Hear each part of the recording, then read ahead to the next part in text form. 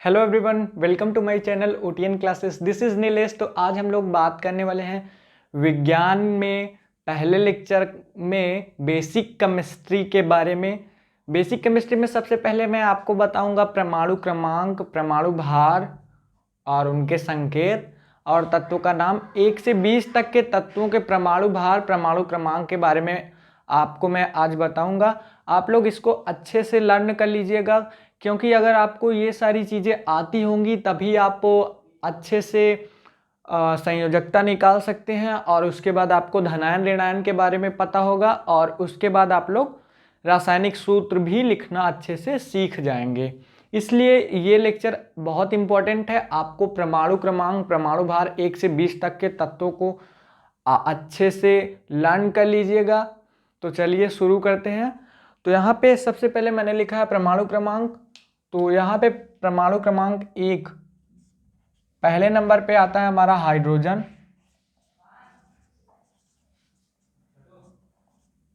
पहले नंबर पे हमारा हाइड्रोजन आता है। फिर दूसरा आता है हमारा हीलियम।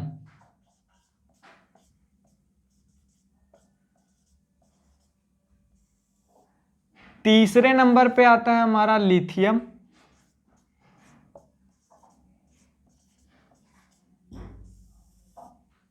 चौथे नंबर पे आता है हमारा बेरिलियम।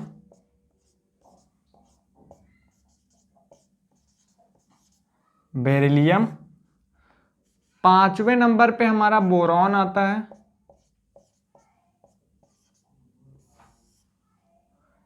छठवें नंबर पे कार्बन आता है। और सातवें नंबर पे हमारा नाइट्रोजन।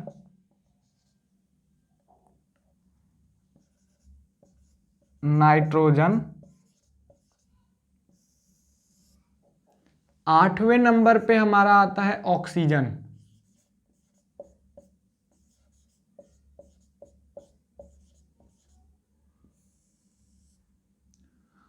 नौवें नंबर पे हमारा फ्लोरीन आता है।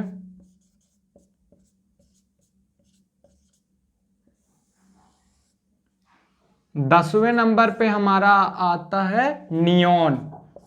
10वें नंबर पे नियोन आता है।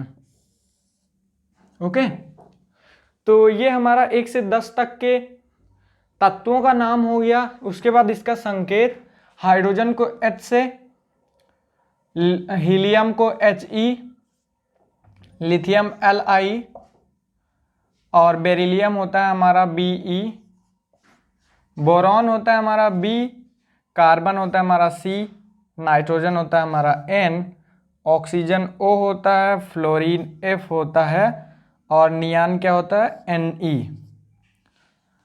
आप लोग कभी कभी इसको ऐसे मान लीजिए, यहाँ पे हमारा कार्बन, ये देखिए जो संकेत होता है आप लोग कभी कभी ऐसे लिख देते हैं और कभी कभी इसको ऐसे लिख देते हैं। तो इन दोनों का मतलब अलग अलग है।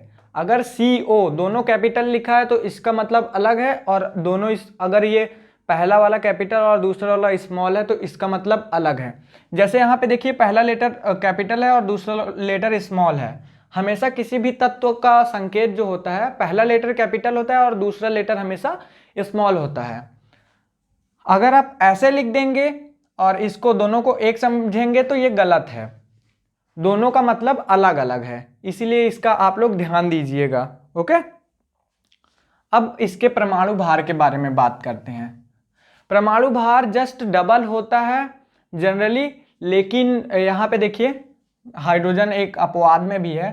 हाइड्रोजन का 1 होता है परमाणु भार, हीलियम का हमारा 4 होता है, लिथियम का 7 होता है, बेरिलियम का हमारा 9 हो गया, बोरॉन का हमारा 11 होता है, कार्बन का हमारा 12 होता है और नाइट्रोजन का हमारा 14 होता है, ऑक्सीजन का 16, फ्लोरीन का हमारा होता है, फ्लोरीन का हमारा 19 होता है, नियोन का हमारा 20 होता है। ओके, नियोन का हमारा 20 होता है। तो यहाँ पे 1 से 10 तक के तत्वों का परमाणु क्रमांक, परमाणु भार, संकेत और तत्वों का नाम हो गया। उसके बाद अब आप इसको लिख लीजिए इसके बाद मैं आपको 11 से 20 तक के तत्वों के बारे में बताता हूं।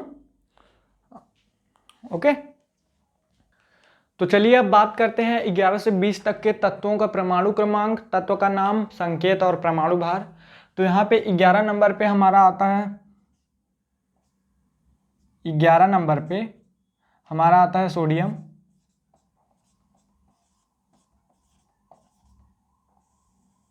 11 नंबर पे हमारा सोडियम आता है। 12 नंबर पे हमारा मैग्नीशियम आता है, मैग्नीशियम।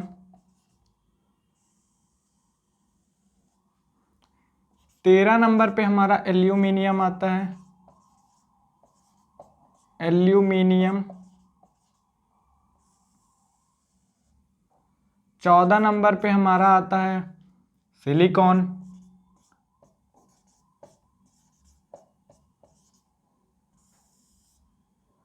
15 नंबर पे हमारा आता है फॉस्फोरस।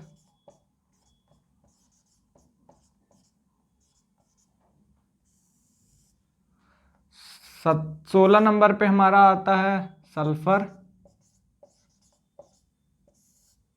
17 नंबर पे हमारा आता है क्लोरीन।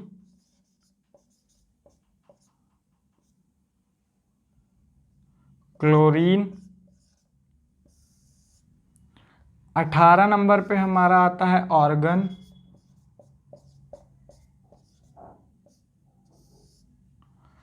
19 नंबर पे हमारा आता है पोटेशियम।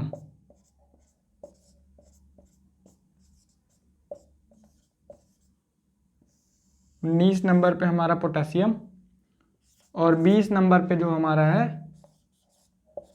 कैल्शियम।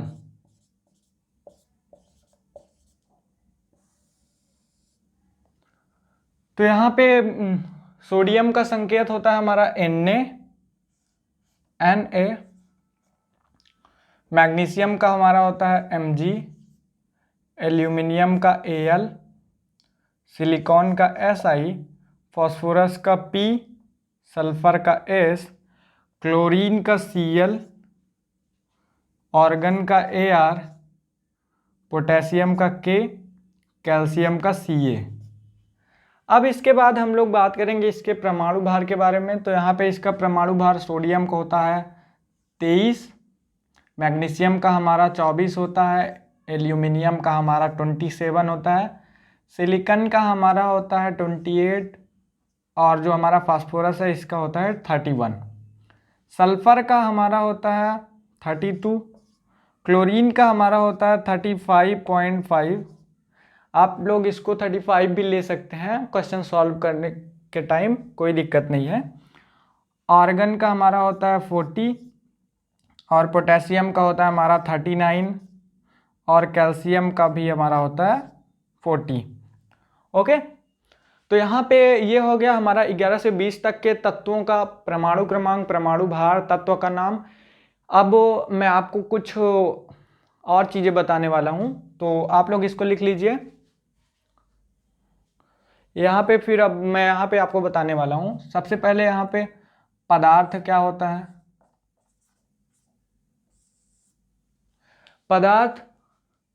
पदार्थ वह होता है जो स्थान घेरता है और उसमें कुछ द्रव्यमान होता है। जैसे मैं भी एक पदार्थ हूँ, क्योंकि मेरे अंदर मेरा कुछ द्रव्यमान है और मैंने जहाँ पे खड़ा हूँ वो स्पेस घेरा हूँ, तो मैं भी क्या हूँ, एक पदार्थ। और यहाँ पे बुक रखी है, बुक भी क्या है, पदार्थ है, क्योंकि बुक जहाँ पे रखी है वह स्थान घेरे हुई है और उसका कुछ ना कुछ द्रव्यमान है, इसलिए वो पदार्थ है। अब पदार्थ किससे मिलकर बने होते हैं। पदार्थ जो है हमारा परमाणुओं से मिलकर बने होते हैं। किससे, पदार्थ हमारा परमाणु से मिलकर बना होता है। अब परमाणु क्या होता है। परमाणु किसी पदार्थ का या फिर किसी तत्व का सबसे छोटा कण होता है, उसको क्या बोलते हैं, परमाणु। अब परमाणु भी तो किसी चीज से मिलके बना होगा। परमाणु हमारा यहाँ पे परमाणु की संरचना बनाते हैं, तो यहाँ पे ये हो जाएगा हमारा परमाणु का नाभिक, ये उसके कक्ष हो जाएंगे, ये परमाणु की कक्षाएं होती हैं। ओके। तो यहाँ पे नाभिक में हमारा क्या होता है, नाभिक में हमारा प्रोटॉन और प्लस न्यूट्रॉन, ये दोनों चीजें होती हैं। ओके, प्रोटॉन प्लस न्यूट्रॉन, और इलेक्ट्रॉन जो होता है परमाणु की कक्षाओं में घूमता रहता है। ओके, यहाँ पे देखिए ये इलेक्ट्रॉन्स हो गए हमारे, ऐसे ही परमाणु की कक्षाओं में घूमते रहते हैं। तो अब बात करते हैं परमाणु क्रमांक के बारे में। परमाणु क्रमांक क्या होता है, किसी भी परमाणु में जितने प्रोटॉनों की संख्या होती है उसको हम लोग क्या बोलते हैं, परमाणु क्रमांक। तो यहाँ पे प्रोटॉनों की संख्या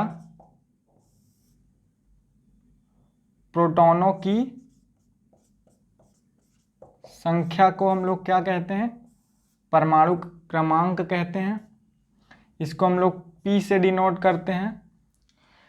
तो और जो हमारा प्रोटॉनों की संख्या होती है परमाणु क्रमांक के बराबर होती है। हमारे जो प्रोटॉनों की संख्या होती है वो बराबर होती है इलेक्ट्रॉनों की संख्या के। प्रोटॉनों की संख्या बराबर होती है इलेक्ट्रॉनों की संख्या के। ओके, तो यहाँ पे जैसे मान लीजिए परमाणु क्रमांक सोडियम, यहाँ पे सोडियम है, सोडियम का परमाणु क्रमांक 11 है। और आप लोग एक चीज सुनिए, किसी भी तत्व को मान लीजिए ये X हमारा एक तत्व है और यहाँ पे ये क्या होता है हमारा, इसका ऊपर की ओर परमाणु भार, और यहाँ नीचे हमारा क्या होता है, परमाणु क्रमांक।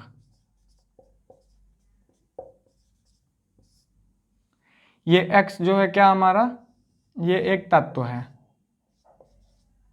ओके, इसको हम लोग A लिख सकते हैं, इसको हम लोग Z लिख सकते हैं, तो इसको हम लोग ऐसे भी लिख सकते हैं।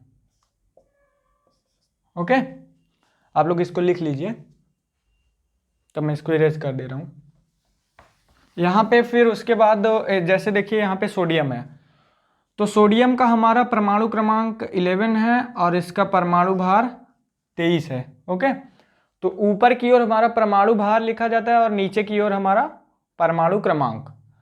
तो यहाँ पे इसमें प्रोटॉनों की संख्या किसके बराबर होगी, प्रोटॉनों की संख्या कितनी आएगी, प्रोटॉनों की संख्या बराबर होगी हमारी जो परमाणु क्रमांक होगा, परमाणु क्रमांक हमारा 11 है तो प्रोटॉनों की संख्या भी हमारा 11 होगा। अब फिर बात आती है कि और इलेक्ट्रॉन की संख्या इसके बराबर होती ही होती है।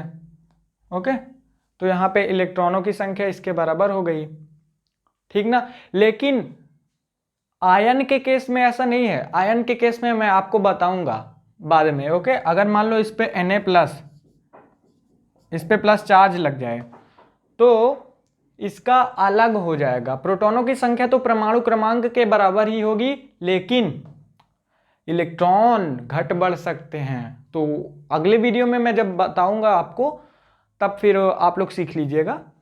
तो यहाँ पे परमाणु क्रमांक हो गया हमारा। अब बात करते हैं परमाणु भार के बारे में। तो यहाँ पे हमारा परमाणु भार आएगा, परमाणु भार को A से डिनोट करते हैं। परमाणु भार क्या होता है, परमाणु भार जो होता है हमारा प्रोटॉनों तथा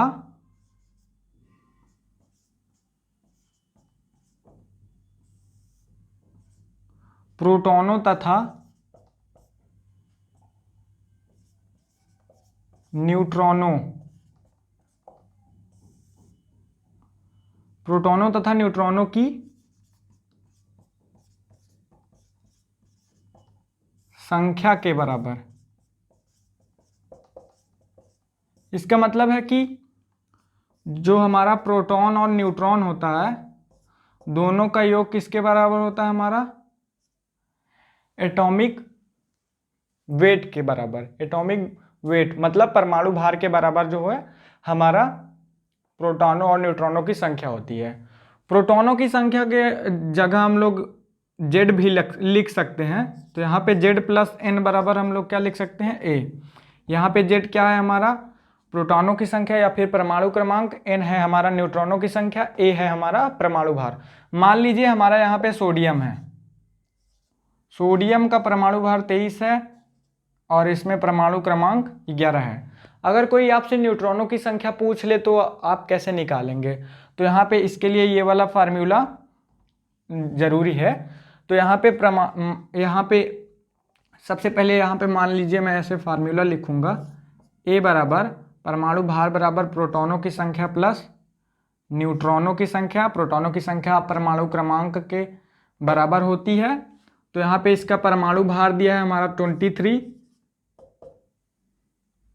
और यहाँ पे प्रोटॉनों की संख्या 11 प्लस n बराबर क्या हो जाएगा हमारा 23 माइनस 11, n बराबर हमारा 12 आएगा। ओके, ये हमारे न्यूट्रॉनों की संख्या हो गई। हमेशा आप इसमें से इसको घटा देंगे तो हमारा न्यूट्रॉनों की संख्या निकल आएगी, ठीक ना। जो हमारा परमाणु भार, ऊपर वाला हमारा परमाणु भार होता है, नीचे वाला हमारा परमाणु क्रमांक होता है। मैंने आपको इसको 2-3 बार बता चुका हूं। हमेशा परमाणु भार से परमाणु क्रमांक को घटा दीजिएगा तो आपको न्यूट्रॉनों की संख्या मिल जाएगी। तो आज के लेक्चर में इतना ही। आप लोग इसको लिख लीजिए अच्छे से। इसके बाद आप इसको ज़रूर याद कर लीजिएगा।